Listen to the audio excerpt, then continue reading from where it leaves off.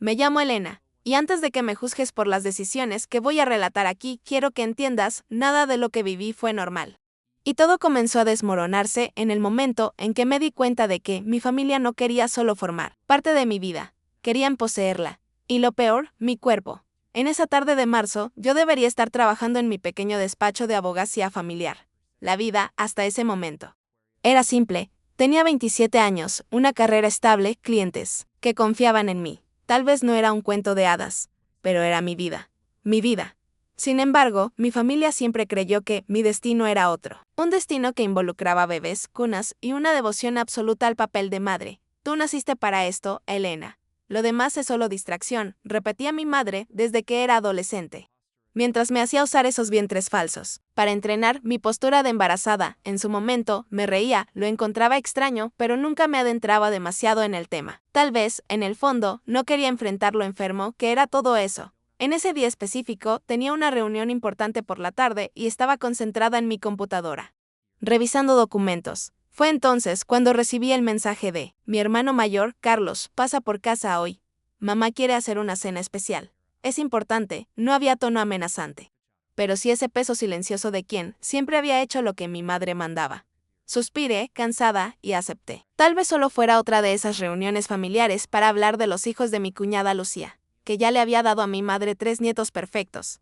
Siempre fui la diferente, la que se retrasa. La que piensa demasiado, la que estudió demasiado, trabajó demasiado y olvidó el llamado natural. Cuando llegué a la casa de mi hermano, algo me pareció extraño. Había coches estacionados por toda la calle como si fuera una fiesta, pero sin música, sin risas. El portón estaba abierto. Entré. Y enseguida me di cuenta de que no era solo una cena, estaban allí mis padres, mis tíos, mis abuelos, Lucía, con los niños, incluso el pastor que mi madre seguía desde siempre. Un círculo cerrado. Y en el centro de la sala, una mecedora que parecía casi un trono. Mi madre estaba sentada allí, mirándome con esa sonrisa plástica. Elena. Qué bueno que viniste, siéntate aquí con nosotros, dijo mi padre, señalando una silla. Me senté, confundida. El pastor hizo un gesto con la mano, casi ceremonioso. Hoy es un día bendecido, hija mía. El Señor ha reservado algo grande para tu vientre. Sentí que se me helaba la espalda. ¿Mi vientre? Miré a Lucía, quien desvió la mirada. Miré a Carlos, que mantenía la cabeza baja. Fue entonces cuando me di cuenta de que, en la mesa, junto a la cena que se estaba enfriando, había varias cajas pequeñas como kits médicos. Reconocí jeringas, frascos transparentes, etiquetas de laboratorio. El aire parecía volverse pesado, como si estuviera respirando a través de una pajilla. Mi madre se levantó. Caminó hacia mí y me sostuvo el rostro con ambas manos. Ha llegado el momento de que cumplas con el propósito por el cual Dios te dio este cuerpo perfecto. Nos vas a dar el mayor regalo, una nueva vida. Y no tienes por qué temer. Vamos a ayudarte con todo. El tratamiento ya está preparado. Solo falta tú. ¿De qué hablas, mamá? Mi voz salió débil, casi infantil. Ella acarició mi cabello. Hicimos exámenes con tu ginecólogo. Tu útero está perfecto. Tus óvulos son fuertes. Ya, tenemos incluso una pareja interesada. Vas a comenzar el protocolo de inducción hoy mismo. Intenté levantarme, pero Carlos me sujetó el hombro con fuerza. Cálmate, Lena. Todo va a salir bien. Es solo un procedimiento. Después, vuelves al trabajo, todo normal. Lo miré horrorizada. ¿Normal? Entregar mi cuerpo, convertirme en una incubadora. Era normal, empecé a temblar. Me levanté de golpe e intenté correr, pero el pastor se colocó en la puerta. No huyas del llamado, hija. Es el enemigo el que susurra en tu oído. Temblaba tanto que pensé que me iba a desmayar. Fue entonces cuando mi madre hizo una señal. Y Lucía trajo un maletín. De dentro sacaron una jeringa con un líquido rojizo. Solo para ayudar a tus hormonas a trabajar correctamente, dijo mi madre, con esa voz dulce que usaba cuando era niña. Di un paso atrás. Pero Carlos me sujetó por los brazos. Por favor, Elena, hazlo por la familia. En ese momento me di cuenta de que estaba sola. Cada rostro en la sala mostraba la misma devoción ciega. Cada persona allí ya había elegido su bando. Cuando sentí la aguja atravesar mi piel, fue como si todo mi mundo se viniera abajo. Y solo pensaba, ¿alguien me creerá cuando cuente lo que hicieron? O dirán que fue solo amor de madre, demasiado. Amor, si estás escuchando esto ahora, sigue conmigo, porque esta historia aún tiene mucho que revelar. Y quién sabe, tal vez te suscribas al canal para no perder el resto. Créeme, querrás saber cómo termina. Me gustaría poder decir que todo esto comenzó solo en aquella noche de la cena. Pero la verdad es que mis recuerdos me traicionan. cuanto más pienso, más me doy cuenta de que todo fue cuidadosamente sembrado, regado, abonado, hasta florecer. En el horror de esa noche, mi madre siempre fue el centro gravitacional de nuestra familia. Todo giraba en torno a ella, a sus planes, a sus caprichos. Cuando era pequeña, pensaba que eso era normal. Todas las niñas lo creen. Mamá decía que solo nos estaba preparando para el futuro, que ser mujer significaba ser fértil, ser fuente, ser recipiente. Esas palabras me parecían bonitas cuando tenía 6 o 7 años. Sonaban poéticas, casi mágicas. Mi infancia estuvo llena de pequeñas excentricidades que solo hoy reconozco como señales de alerta.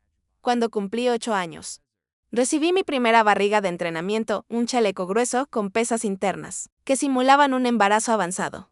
Así ya irás aprendiendo la postura correcta, mi flor, decía mi madre mientras ajustaba las tiras. Me miraba al espejo, incómoda, pero quería agradar. Quería que me elogiara. En Navidad, mientras otras niñas recibían muñecas que lloraban, yo recibí un bebé hiperrealista, con venas pintadas.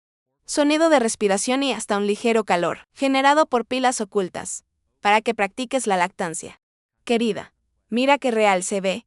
Tenía 9 años y lloraba de miedo cuando el muñeco empezaba a llorar a medianoche.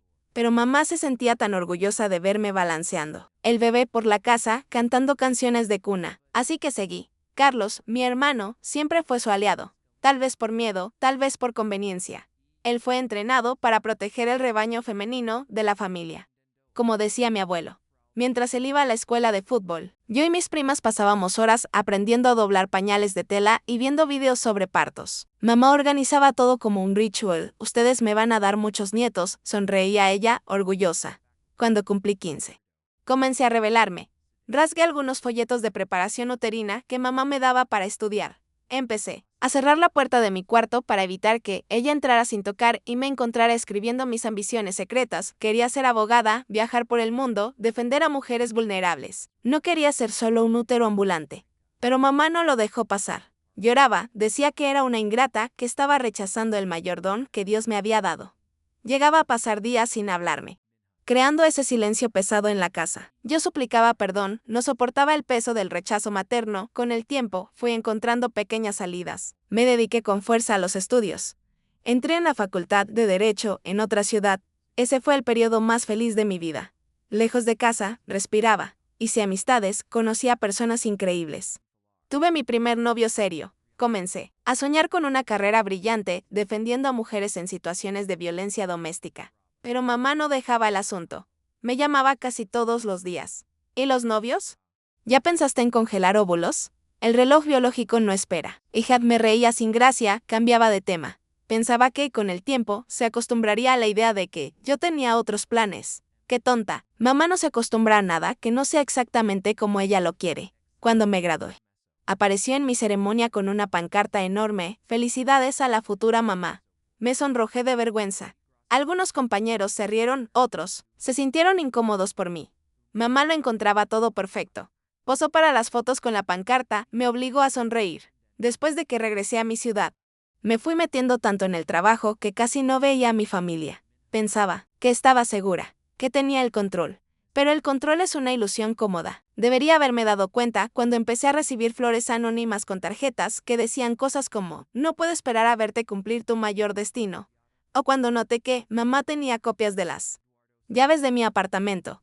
Una vez, llegué a casa y encontré la cama hecha con almohadas bordadas con frases sobre la maternidad. Confronté a Carlos, pero me dijo que era solo preocupación.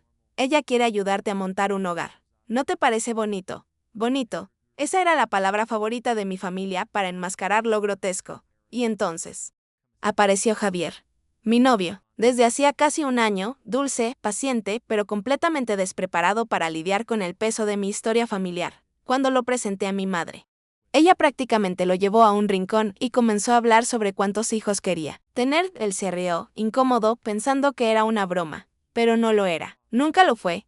Al principio de nuestra relación, yo había mencionado, vagamente, que tal vez, en un futuro distante, podría pensar en tener hijos. Mamá se aferró a esa frase como si fuera su tabla de salvación. Comenzó a enviarle mensajes a Javier, ofreciéndose para guiarnos en los primeros pasos. A él le parecía tierno, a mí me parecía agobiante, y entonces llegamos a esa cena. La culminación de años y años de preparación psicológica. Mamá, mis tíos, el pastor, todos ellos tenían una certeza casi religiosa de que yo era la elegida para cargar su sueño, para renunciar a mi cuerpo, a mi carrera, a mis derechos, a cambio de su aprobación, mientras el líquido de la inyección quemaba mi piel aquella noche. Me di cuenta de lo solitaria que era mi posición. Todo el castillo que había construido, mi diploma, mi carrera, mi independencia se desmoronó porque los cimientos estaban podridos. Nunca tuve su apoyo real. Nunca. Y solo me di cuenta de eso demasiado tarde. Si me estás escuchando ahora, tal vez estés pensando, ¿por qué no se fue antes? ¿Por qué no cortó el contacto de inmediato? La respuesta es simple, cuando la prisión se construye con afecto, culpa y pequeñas dosis diarias de miedo. Ni siquiera te das cuenta de que estás atrapada. Pero sigue conmigo. Aún te voy a contar lo que sucedió después de que esa jeringa entró en mi vena.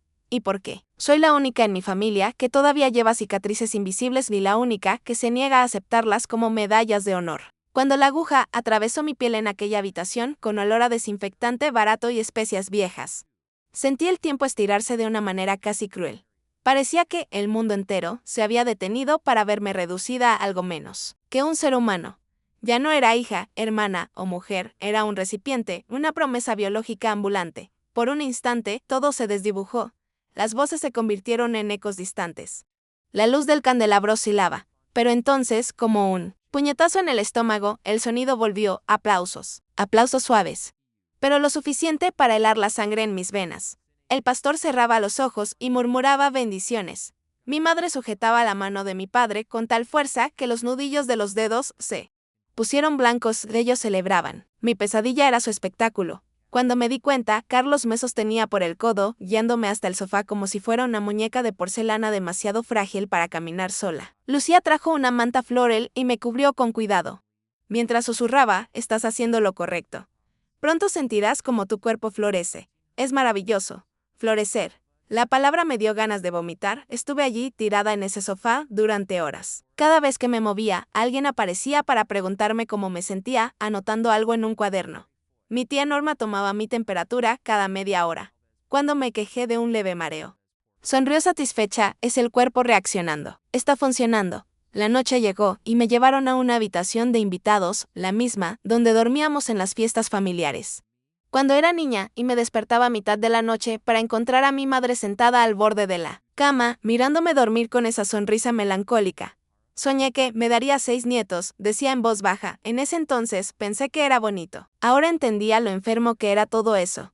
Me desperté en medio de la madrugada con un calor insoportable recorriéndome el cuerpo. Mis ovarios parecían pulsar, como si algo los apretara por dentro. Me arrastré hasta el baño y, al mirarme al espejo, vi mi rostro pálido, los ojos rojos.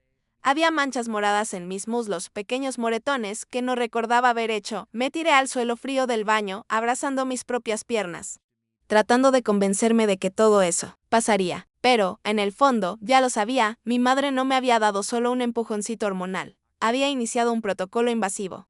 El mismo que aplican las clínicas de fertilidad agresivas para hiperestimular los ovarios de que, sin un seguimiento adecuado, podría matarme. Volví a la habitación y encontré a Lucía sentada en la silla, esperándome.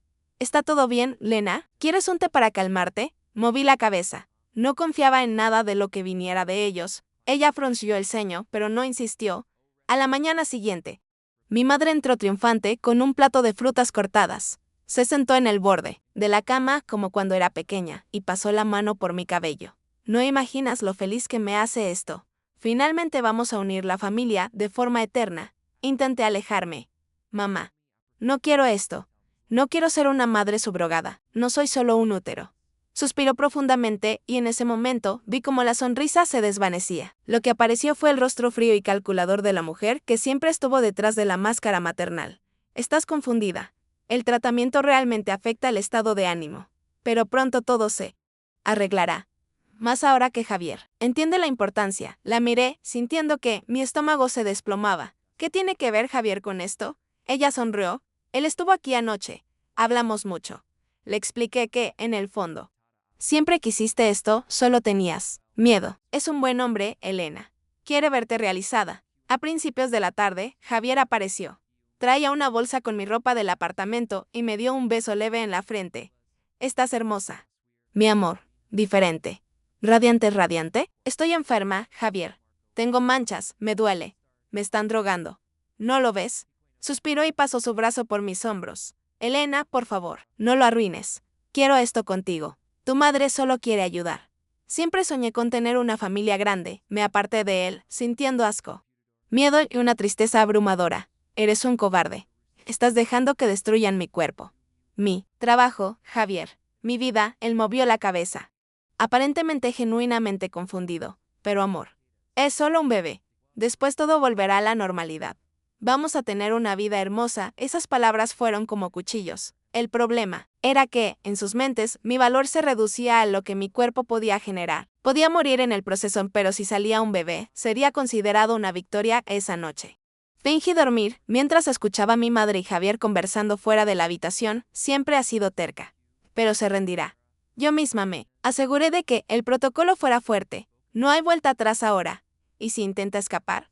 Preguntó Javier con voz cargada de inseguridad. No lo hará. No después de mañana, cuando el monitoreo hormonal confirme la fase ideal para la recolección. Sentí un escalofrío recorrer mi espalda. Ya tenían fecha para cortarme en pedazos.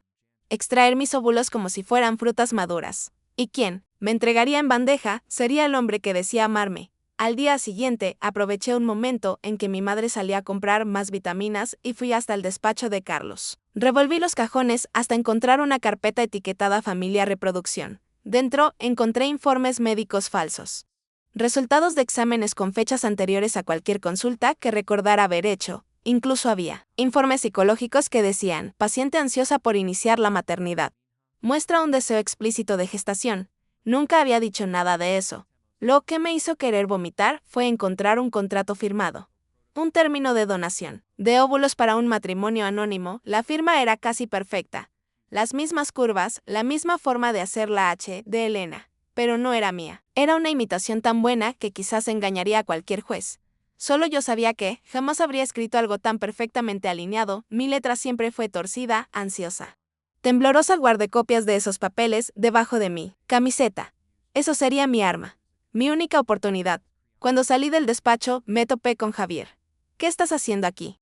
Preguntó con una sonrisa que no llegaba a los ojos. Solo busqué un libro para pasar el tiempo, mentí. Se acercó y me besó en la frente. Todo va a salir bien, mi amor. Confía en tu madre.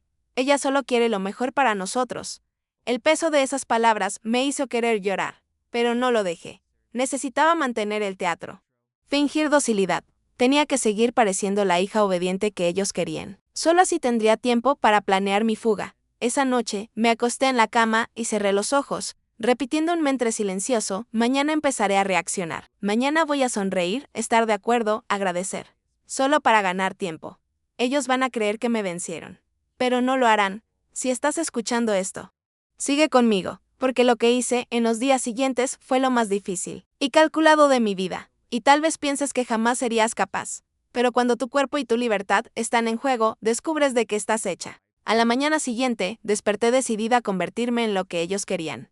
No por resignación, sino por estrategia. Si quería tener alguna oportunidad de salir viva y con pruebas suficientes para destruir ese asqueroso esquema, tendría que representar el papel de la hija amorosa y ansiosa por la maternidad. Me levanté más temprano de lo normal, fui a la cocina y preparé café tratando de imitar el aire alegre de Lucía. Cuando mi madre entró y me encontró canturreando en voz baja, casi se cae de espaldas. Buenos días, mamá, dije, forzando la sonrisa hasta que me dolió la mandíbula. Ella me analizó por un largo segundo como una serpiente olfateando. El miedo luego se relajó y abrió una sonrisa satisfecha. Hoy te ves bien. Incluso tienes un brillo diferente en los ojos. Apreté los labios para no reír de nervios. ¡Qué ironía! El brillo no era más que el fuego de la furia que ardía por dentro. Pero ella era incapaz de reconocerlo. Solo veía lo que quería ver. Estuve pensando en todo. Tal vez he luchado contra mi destino por miedo. Solo eso. No quiero que Javier piense que soy ingrata. Ni tú. Mi madre se acercó, los ojos llenos de lágrimas. Lo sabía, hija mía. Dios no pone esos sueños en ti por casualidad. Eres especial.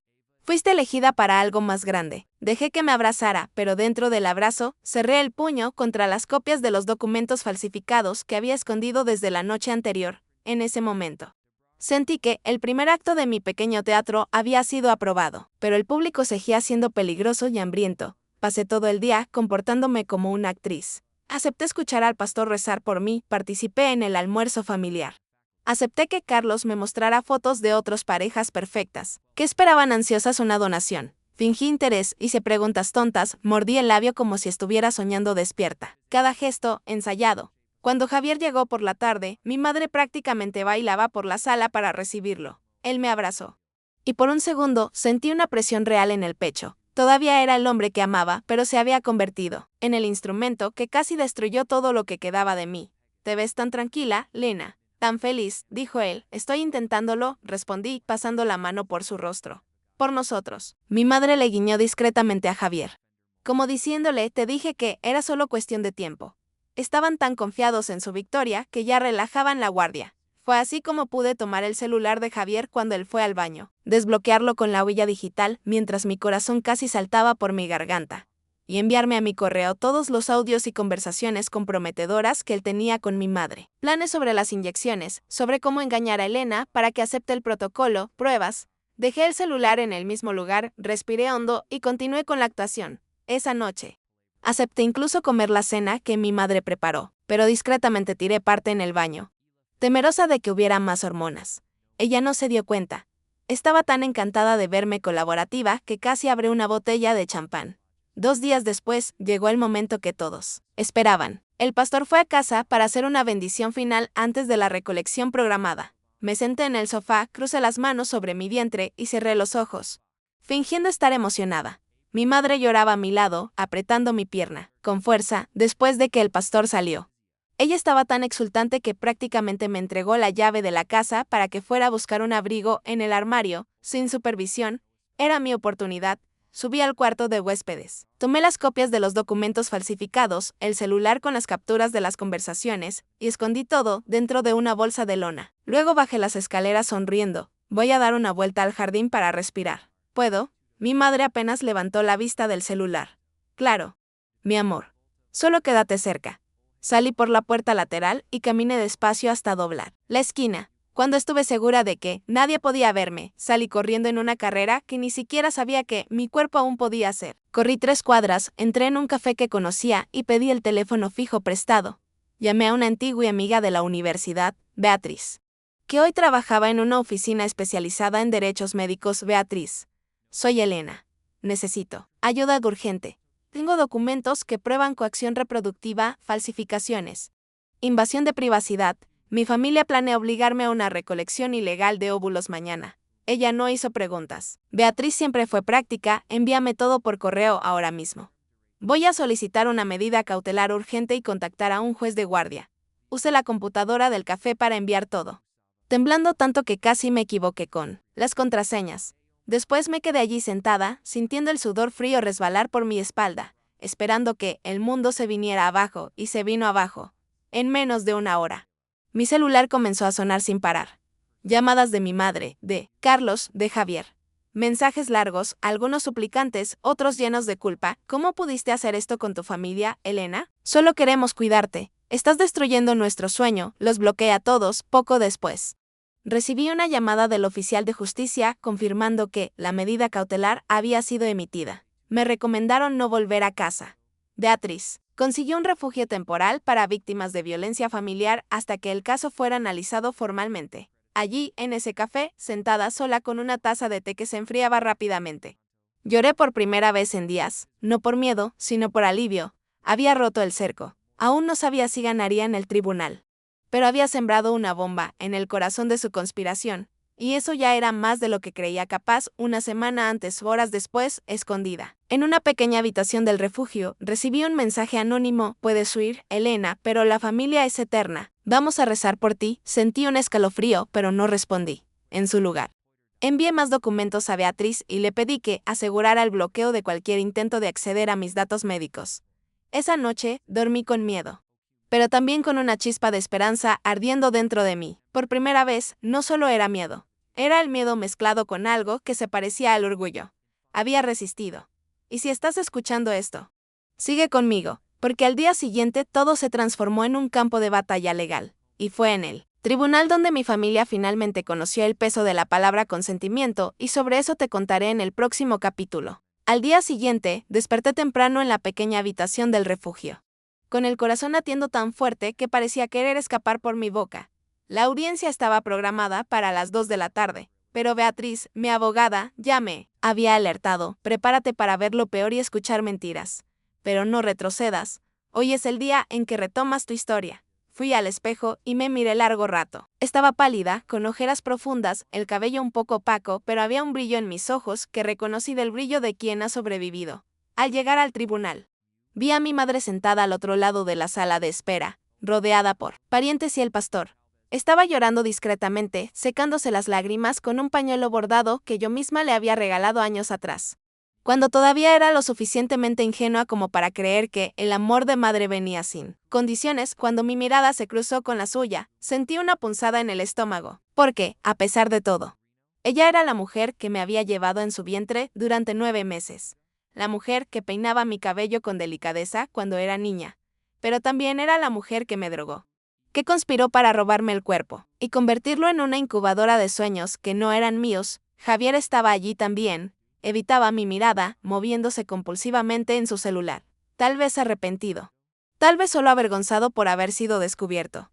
Ya no importaba. Me llamaron para entrar a la sala. El juez, un hombre de mediana edad con una expresión firme, me miró por encima de sus gafas. Señorita Elena Martínez, ¿comprende la gravedad de lo que está alegando? Lo comprendo, Excelencia, y traigo pruebas. Firmas falsificadas, conversaciones conspirativas, informes médicos que fueron manipulados sin mi consentimiento. Mientras Beatriz presentaba cada documento, pude ver cómo el semblante de mi madre se desvanecía poco a poco.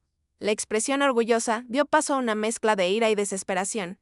El pastor cruzó los brazos, avergonzado, y Carlos bajó la cabeza cuando el juez pidió que contara, con mis propias palabras, lo que había sucedido. Sentí la garganta seca. Por un instante temí que mi voz no saliera. Pero entonces respiré hondo y comencé, narrando cada detalle desde los chalecos de embarazo de la infancia, pasando por los muñecos que lloraban en la madrugada, por las conversaciones invasivas, por la inyección que cambiaría todo. Conté del terror de despertar llena de dolor, de las falsificaciones, del miedo de no salir viva de esa casa.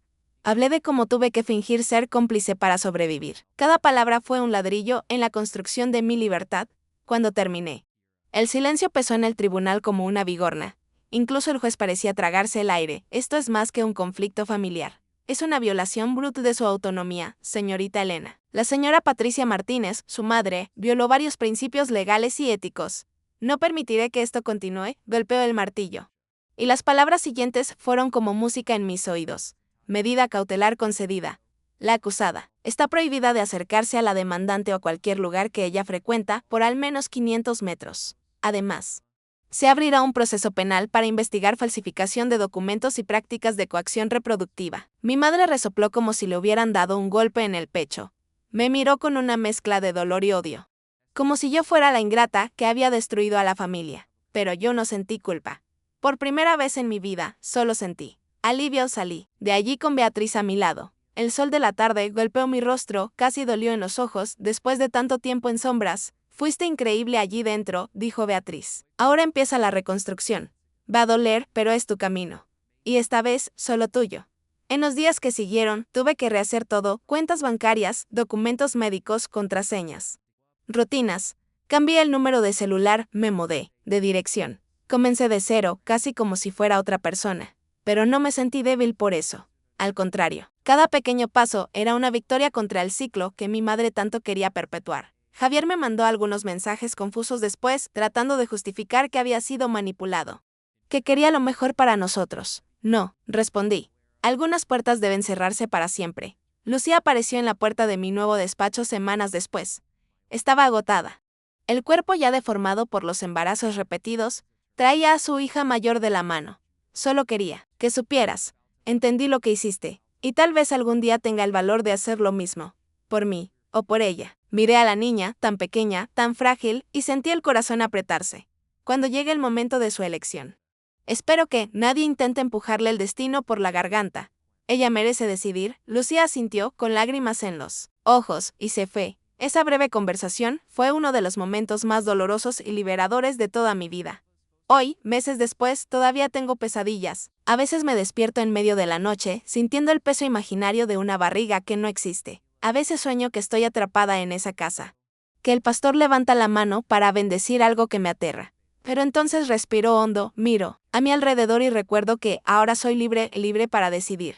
Libre para tener hijos o no, para vivir un amor o no, para ser quien yo quiera, sin ataduras genéticas ni chantajes emocionales, y si has llegado hasta aquí conmigo. Quiero agradecerte. Esta historia no es solo mía, es de todas las mujeres que han sido tratadas como objetos, úteros ambulantes, trofeos para la familia.